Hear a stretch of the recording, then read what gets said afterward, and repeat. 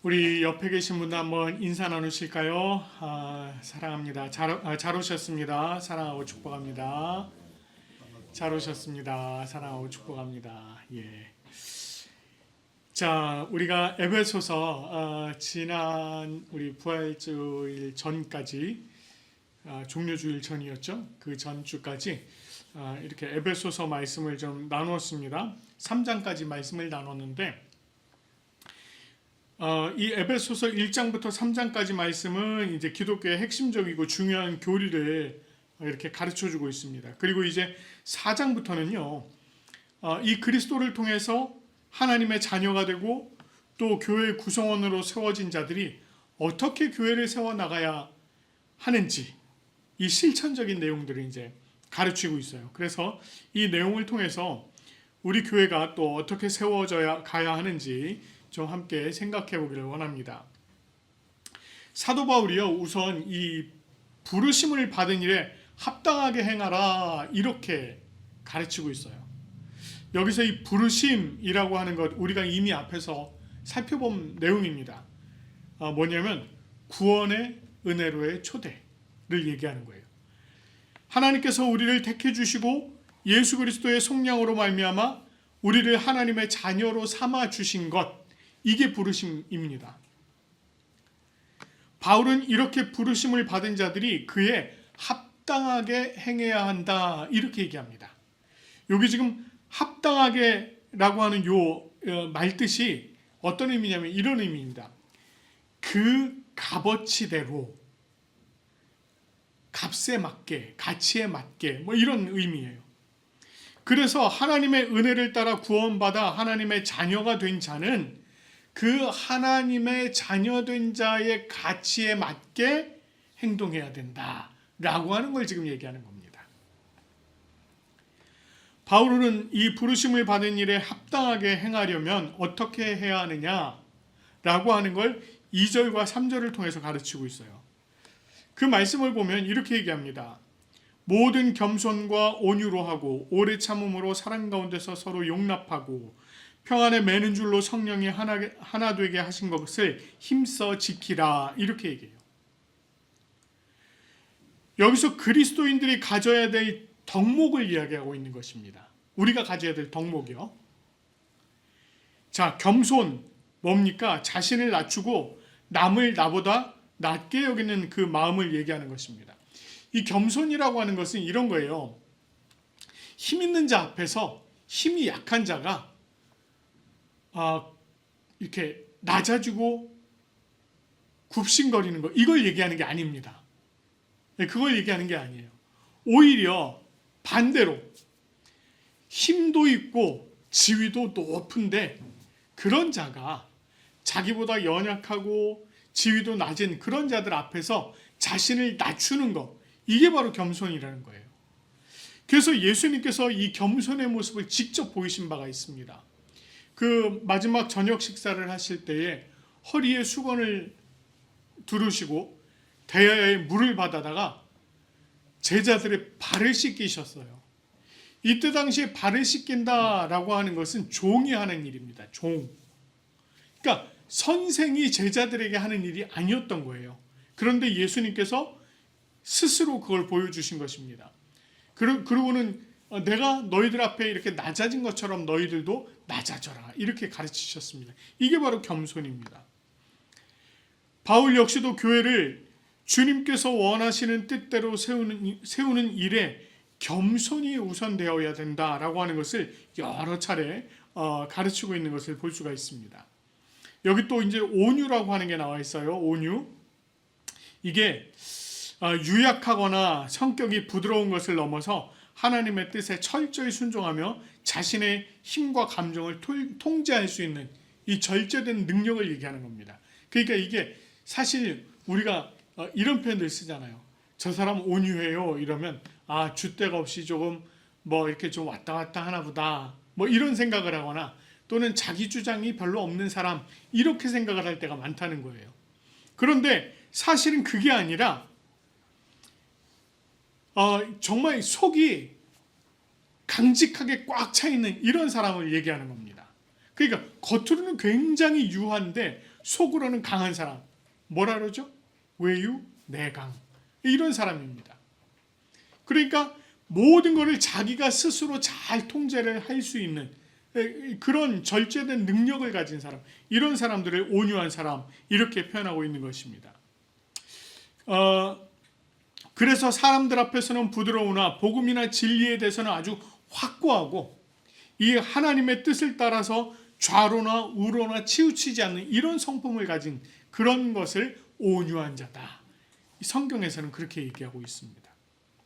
자, 오래 참음이라고 하는 것은요, 죄인을 대하시는 하나님의 성품을 얘기하는 것입니다. 여러분, 이게 참 쉽지 않은 일이에요. 무슨 얘기냐면 여기서 얘기하는 이 오래 참음에는 뭐가 포함이 되어 있느냐면 기다림이 포함되어 있습니다. 기다림. 이 기다리는 일이 참 쉽지 않거든요. 여러분 혹시 본인 성격이 좀 급하신 분들 계신가요? 이 성격 급하신 분들은요, 못 기다려. 네, 기다리는 게 참 어려워요. 근데 이제 여기서 지금 이 오래 참음이라고 하는 거는 내가 그냥 인내만 하는 걸 하는 게 아니라 거기서 그냥 같이 이 오랜 기다림을 가지고 하는 것, 이걸 얘기하는 것입니다. 그래서 예수님께서 이런 대표적인 경우를 탕자의 비유, 그러니까 집 떠난 둘째 아들, 아버지 저한테 유산, 제 몫은 저한테 미리 주십시오. 굉장히 큰 일이거든요, 이거 그때 당시는. 근데 또 아버지가 그걸 또 챙겨 주셨단 말이에요. 이걸 들고 나가서 어떻게 했어요? 안돼, 써버리고 흥청망청 막 이랬단 말이죠. 근데 이 아버지가 이 아들이 돌아오기를 기다리는 거예요. 매일매일 마을 밖에 나가셔서는 그 아들이 돌아오나 안 돌아오나 하루 종일 그 아들을 기다리는, 그게 매일매일 반복되는 그런 것들을 보여주셨습니다. 바로 그걸 얘기하는 거예요. 그래서 바울은 이와 같은 오래 참음이 우리 성도들에게도 있어야 된다는 겁니다. 그러니까 이게 무슨 얘기냐면 우리가 성도끼리 같이 무슨 일을 하다 보면 성격 급한 사람들 있잖아요. 또 굉장히 느긋한 사람이 있어요. 그러면 성격 급한 사람은요, 이 느긋한 사람을 못 견뎌야 해요. 빨리 하라고, 빨리 막 이럽니다. 안 되면 자기가 막 해버리죠. 근데 이런 거를 좀 주의하라는 겁니다. 자, 바울이 이와 같이 오래 참음이 성도 안에 있어야 된다, 이걸 얘기했어요. 그리고 이것을 가장 잘 표현해주고 있는 것, 그러니까 이 오래 참음을 잘 표현해주고 있는 것이 무엇이냐, 그것이 오늘 말씀 가운데 사랑 가운데서 서로 용납하라는 겁니다. 사랑 가운데서 서로 용납하라. 여러분, 용납이라는 게 뭘까요? 이 타인을 받아들이는 걸 얘기하는 거예요. 남을 받아들이는 걸 얘기하는 겁니다. 남을 내가 받아들이기 위해서는 내가 그만큼 준비가 되어 있어야 돼요. 여러분 생각해 보십시오. 내가 아무런 준비도 없이 당신을 용납합니다, 이래갖고 이 사람이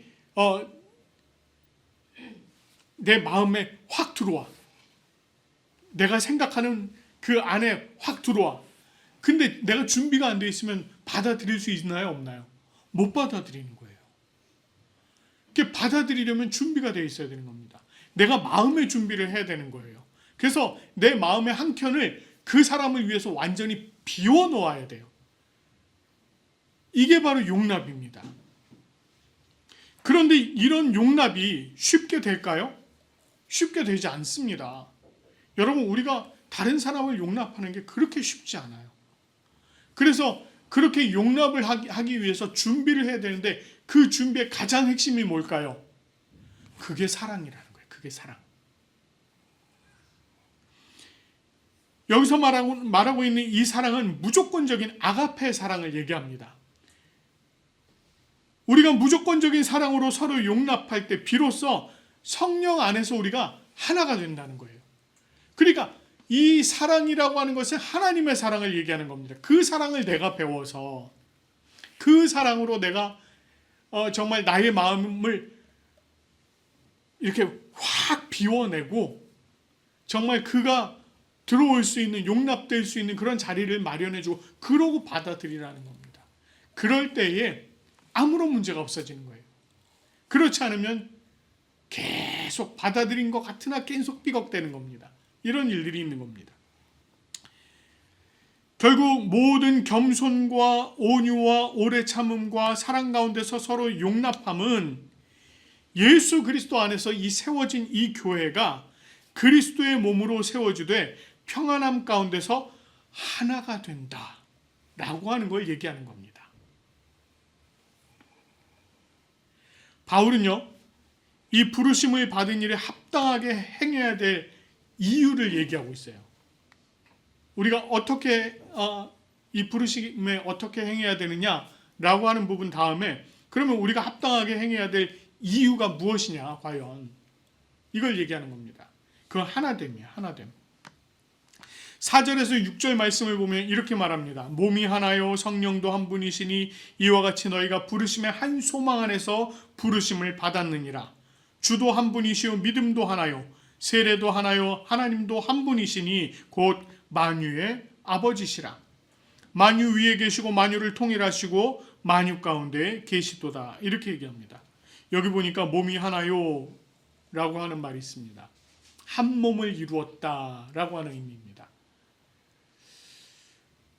우리가 이미 살펴본 2장 에베소서 2장 14절에서 16절 말씀을 보면 예수님께서 중간에 막힌 담을 허셨다 그랬어요.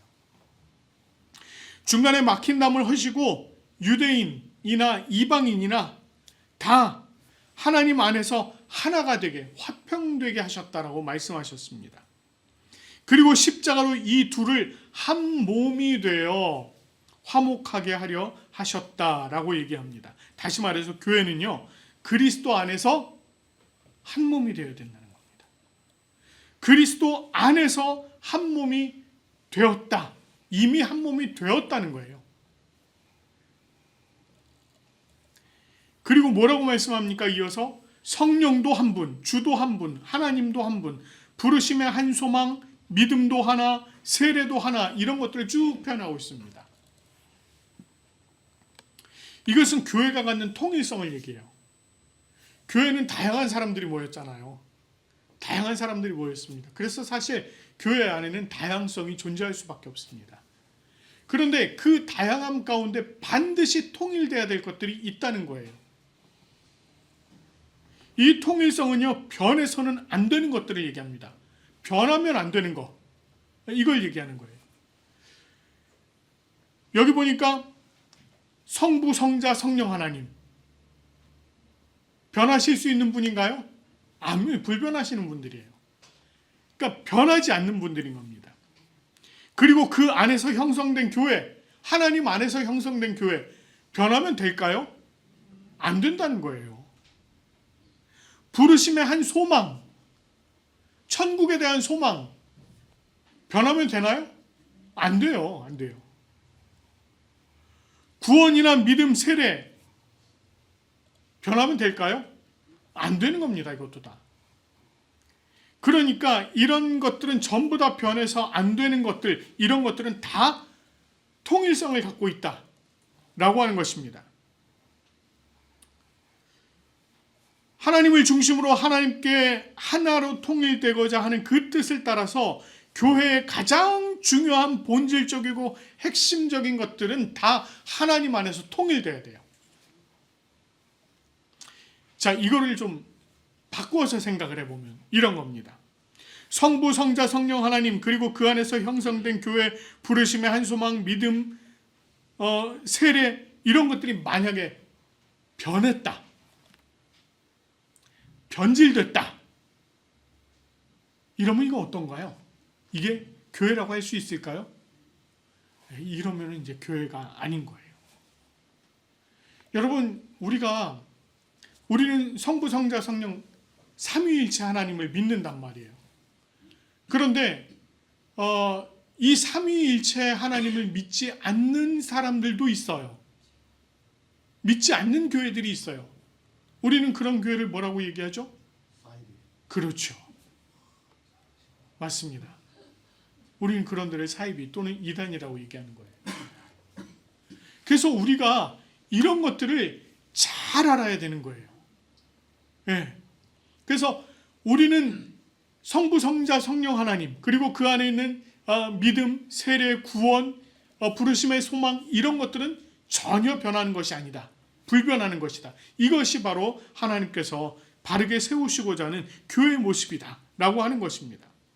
결국 부르심을 받은 일에 합당하게 행하는 것은 합당하게 행해야 하는 이유는 이 하나님의 뜻을 따라서 하나됨을 이루는 것, 우리가 교회 안에서 하나됨을 이루는 것, 즉 그리스도의 몸된 교회가 변하지 말아야 할 본질적인 가치 안에서 하나됨을 이루기 위해서라고 하는 것입니다. 바울은 부르심을 받은 일에 합당하게 행할 때 또 무엇으로 행해야 되느냐, 그러면 우리가 무엇으로 그렇게 합당하게 행해야 되느냐라고 하는 걸 얘기하고 있는데, 그것을 그리스도의 선물의 분량대로라고 얘기합니다. 그리스도의 선물의 분량대로. 7절 말씀하고 11절 말씀을 보면 이렇게 얘기해요. 우리 각 사람에게 그리스도의 선물의 분량대로 은혜를 주셨으니, 이렇게 얘기합니다. 그리고 어떤 사람은 사도로, 어떤 사람은 선지자로, 어떤 사람은 복음 전하는 자로, 어떤 사람은 목사와 교사로 삼으셨으니, 이렇게 얘기합니다. 여기서 이제 8절부터 그 10절까지의 말씀은요, 그러니까 7절과 11절 빼고 그 중간에 있는 말씀은 예수님께서, 이런 것들을 주신 예수님께서 어떤 분이신가 하는 걸 얘기하는 거예요. 그래서 이런 분량대로, 각 사람의 분량대로 주신 분이 예수님이시고, 그 예수님께서는 하늘에서 내려오셨다, 하늘로 올라가신 분이다, 하나님이시다 라고 하는 걸 지금 얘기해 주고 있는 것입니다. 자, 이렇게 그 예수님께서 우리 각 사람에게 그리스도의 선물의 분량대로 은혜를 주셨다라고 이렇게 얘기해요. 이거를 우리가 종종 뭐라고 표현하느냐면, 이런 말 들어보셨죠? 은사라고 표현합니다. 우리 오늘 본문에서는 사도, 선지자, 복음 전하는 자, 목사, 교사 이렇게 얘기하고 있습니다. 로마서 12장 6절에서 8절 말씀을 보면 이렇게 얘기합니다. 우리에게 주신 은혜대로 받은 은사가 각각 다르니, 은사가 다 다르다는 거예요. 혹 예언이면 믿음의 분수대로, 혹 섬기는 일이면 섬기는 일로, 혹 가르치는 자면 더 가르치는 일로, 혹 위로하는 자면 위로하는 일로, 구제하는 자는 성실함으로, 다스리는 자는 부지런함으로, 긍휼을 베푸는 자는 즐거움으로 할 것이니라. 로마서에는 이렇게 말씀하고 있습니다. 자, 아주 유명한 우리 소위 은사장이라고 하는 고린도전서 12장 4절부터 11절까지 말씀을 보면, 거기서도 이제 이 은사에 대해서 얘기를 합니다. 이렇게 얘기해요. 은사는 여러 가지나, 성령은 같고, 직임은 여러 가지나, 주는 같으며, 또 사역은 여러 가지나, 모든 것을 모든 사람 가운데서 이루시는 하나님은 같으니. 자, 우리 아까 뭐라 그랬어요? 성부 하나님, 성자 하나님, 성자 예수님, 성령 하나님, 다 한 분이라고 얘기했잖아요. 예, 바로 그겁니다. 같으니.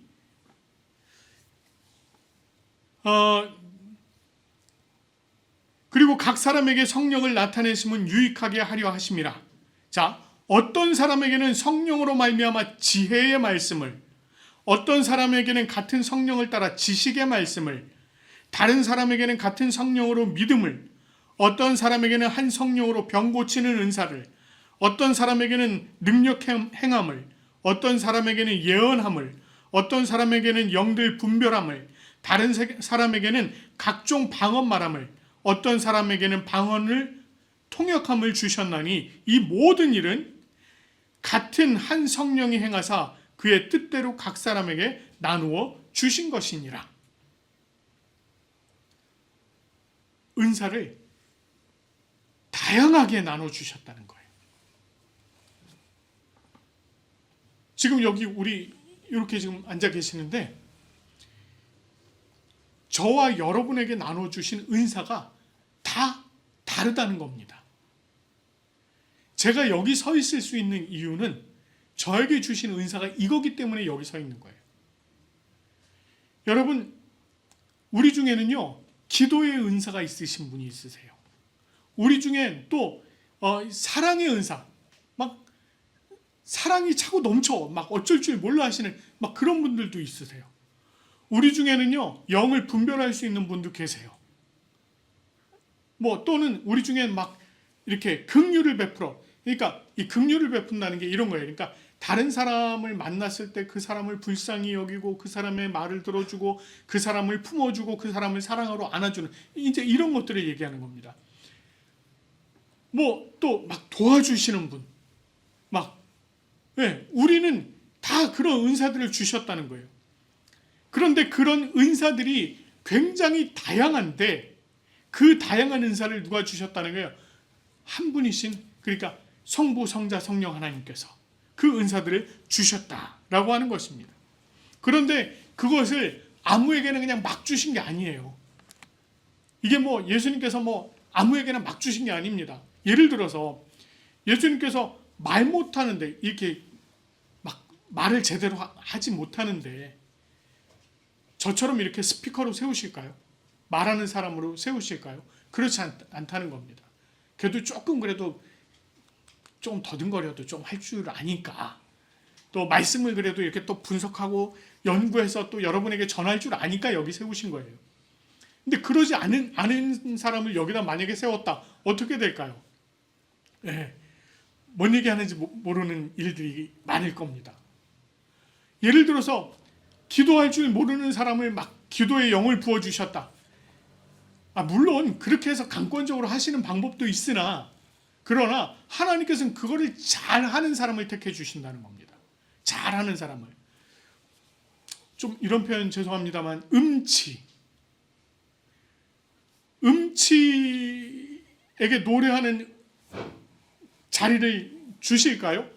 또 그것도 아니라는 거예요. 그러니까 이게 다 각자에게 맞는 그 분량대로 주신다라고 하는 것입니다. 하나님께서 막 얼토당토않게 주시지 않고 그 사람에게 맞는 분량에 따라서 주신다는 겁니다. 자, 이렇게 하나님께서, 예수 그리스도께서 그 은혜를 따라서, 하나님의 은혜를 따라서 구원을 받아 하나님의 자녀된 자에게 각자에게 맞는 은사를 주셨다. 그리고 그 은사를 따라서 그 가치에 맞게 행함으로 그리스도의 몸된 교회를 세우는 일에 힘쓰도록 하셨다는 것입니다. 그렇기 때문에 자기에게 주어진 이 그리스도의 선물의 분량을 따라서 그 분량대로 행해야 한다라고 하는 걸 지금 바울이 가르치고 있어요. 자, 그리고 바울은 부르심을 받은 일에 합당하게 행할 때 무엇을 위해서 해야 되는가? 무엇을 위해서 하는가? 12절에서 14절 말씀을 보면 이는 성도를 온전하게 하여 봉사의 일을 하게 하며 그리스도의 몸을 세우려 하심이라. 우리가 다 하나님의 아들을 믿는 것과 아는 일에 하나 되어 온전한 사람을 이루어 그리스도의 장성한 분량이 충만한 데까지 이르리니, 이는 우리가 이제부터 어린아이가 되지 아니하여 사람의 속임수와 간사한 유혹에 빠져 온갖 교훈의 풍조에 밀려 요동하지 않게 하려 함이라 라고 얘기합니다. 되게 복잡한 것 같죠? 간단하게 정리하면 딱 두 가지인데 이런 거예요. 첫째, 그리스도의 몸을 세우려 함. 둘째, 속임수와 유혹에 빠지지 않게 하려 함이라는 것입니다. 그리스도의 몸을 세우는 방법은요, 성도를 온전하게 하여 봉사일을 하게 하는 것으로 한다고 말합니다. 이것은 앞에서 말한 것처럼요, 각 사람에게 그리스도의 선물의 분량대로 주신 은혜를 따라서 자신이 온전하게 세워지고 봉사를 할 수 있도록 한다라고 하는 것입니다. 이건요, 무조건적인 봉사를 요구하는 게 아니에요. 여러분, 교회에서 내가 아직 뭘 할 수 있는 위치에 있지 않은데, 또는 내가 뭔가 할 수 있는 능력이 없는데 무조건 끌어다가 하세요, 이러면 된다, 안 된다? 안 된다는 거예요. 교회에서 그렇게 할 수도 없습니다. 교회에서 그렇게 하지 않아요. 이게 내가 그 능력이 안 되고 준비가 안 됐는데 봉사를 시키면은요, 꼭 문제가 생겨요. 꼭 문제가 생깁니다. 그래서 저도 그렇고요, 가급적이면 여러분에게 봉사를 강요하지는 않습니다. 강요하지는 않아요. 그냥 눈빛으로 간절한 애절한 눈빛만 보낼 뿐 강요하진 않습니다. 예. 아무튼 그렇습니다. 그래서 억지로 하지는 않도록 합니다. 그래야만 진정한 봉사를 할 수 있고요. 그것을 통해서 주님의 몸된 교회가 바로 세워질 수 있어요. 자, 속임수와 유혹에 빠지지 않는 것, 그것은 먼저 하나님의 아들을 믿는 것과 아는 일에 하나가 되어야 된다. 이렇게 얘기합니다. 예수 그리스도를 올바로 믿고 예수 그리스도를 올바로 아는 것, 이걸 얘기하는 거예요. 이와 같은 바른 믿음과 바른 지식이 있을 때 비로소 교회는 완전한 영적 성숙에 이르게 되는 것입니다. 그래서 바울이요, 마지막으로 이렇게 얘기해요. 오직 사랑 안에서 참된 것을 하여 범사에 그에게까지 자랄지라. 그는 머리니 곧 그리스도라. 그에게서 온 몸이 각 마디를 통하여 도움을 받음으로 연결되고 결합하여 각 지체의 분량대로 역사하여 그 몸을 자라게 하며 사랑 안에서 스스로 세우느니라. 이렇게 얘기합니다. 그리스도께 속한 교회는 그리스도의 몸입니다. 머리 되신 그리스도 그 아래 몸된 교회라고 하는 거예요. 그러면 우리가 손가락이 하나를 움직이려고 해도요, 우리 머리에서 이걸 움직일 수 있게 이게 가야 되잖아요. 신경을 통해서 갑니다. 이게 다 마디마디가 연결이 돼서 신경을 통해서 이게 전달이 되는 거예요. 마찬가지로 우리가 교회에 속해 있는 지체로서 우리가 무엇을 한다라고 하는 것은 나 혼자 그냥 무엇을 하는 것이 아니라 우리가 예수 그리스도의 그 뜻을 따라서 성도들과 하나 되어서 함께 연합하여서 유기적으로 연합하여서 그 안에서 함께 움직인다라고 하는 걸 얘기하는 겁니다. 이게 사실은 굉장히 중요해요. 그렇게 하기 위해서 우리가 앞에서 얘기한 바울이 얘기한 이런 것들이 필요하다라고 얘기를 하는 것입니다. 이 말씀대로 하면 우리 부산고백교회 역시 하나님께서 세우신 교회이고 예수 그리스도의 몸된 교회로서 주님 안에서 함께 연합해서 성장을 해나가야 하는 것입니다. 그것을 위해서 우리 성도들은 서로를 향해서 겸손해야 돼요. 서로가 서로를 향해서 겸손해야 합니다. 우리 안에 네가 잘났니 내가 잘났니 필요 없다는 거예요. 내가 당신보다 낮아지겠습니다 라는 걸 실천하라는 겁니다. 서로를 향해서 온유하고 서로를 향해서 오래 참아주고 사랑 가운데서 서로 용납하고 그리스도 안에서 하나가 되어야 된다라고 얘기하는 것입니다. 주님께서 우리 각 사람에게 맞는 은사를 주셨어요. 여러분 각 사람에게 맞는 각각의 은사를 주셨습니다.